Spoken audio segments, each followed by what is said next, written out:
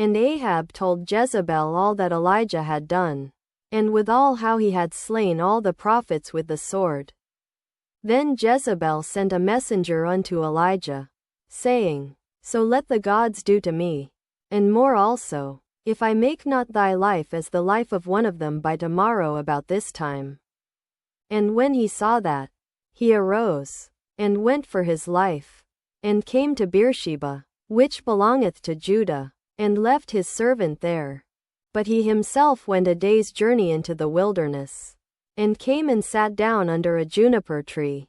And he requested for himself that he might die, and said, It is enough. Now, O Lord, take away my life, for I am not better than my fathers.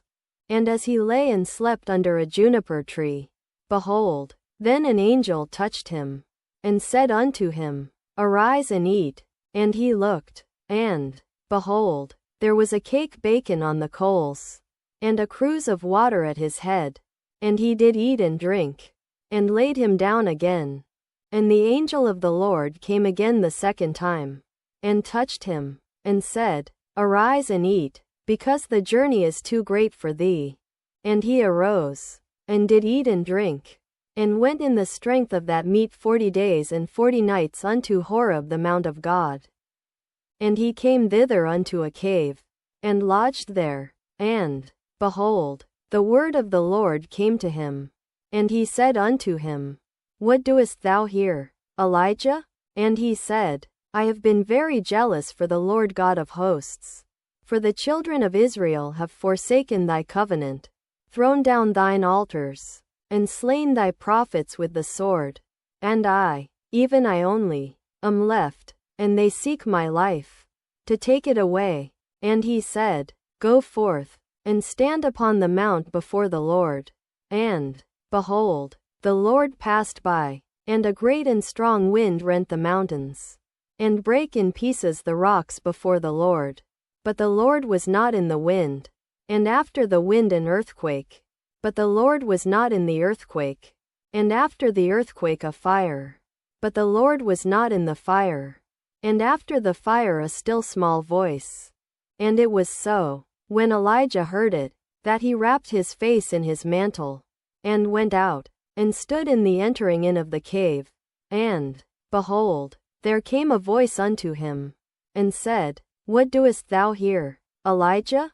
And he said, I have been very jealous for the Lord God of hosts, because the children of Israel have forsaken thy covenant, thrown down thine altars, and slain thy prophets with the sword. And I, even I only, am left, and they seek my life, to take it away. And the Lord said unto him, Go, return on thy way to the wilderness of Damascus, and when thou comest, anoint Hazael to be king over Syria, and Jehu the son of Nimshi shalt thou anoint to be king over Israel. And Elisha the son of Shaphat of Abel-Meholah shalt thou anoint to be prophet in thy room.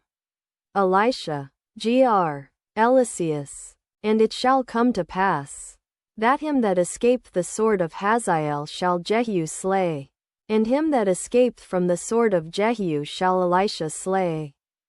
Yet I have left me 7,000 in Israel, all the knees which have not bowed unto Baal, and every mouth which hath not kissed him. I have, or I will leave. So he departed thence, and found Elisha the son of Shaphat, who was plowing with 12 yoke of oxen before him, and he with the 12th. And Elijah passed by him, and cast his mantle upon him. And he left the oxen, and ran after Elijah, and said, Let me, I pray thee, kiss my father and my mother, and then I will follow thee. And he said unto him, Go back again, for what have I done to thee? And he returned back from him, and took a yoke of oxen, and slew them, and boiled their flesh with the instruments of the oxen, and gave unto the people.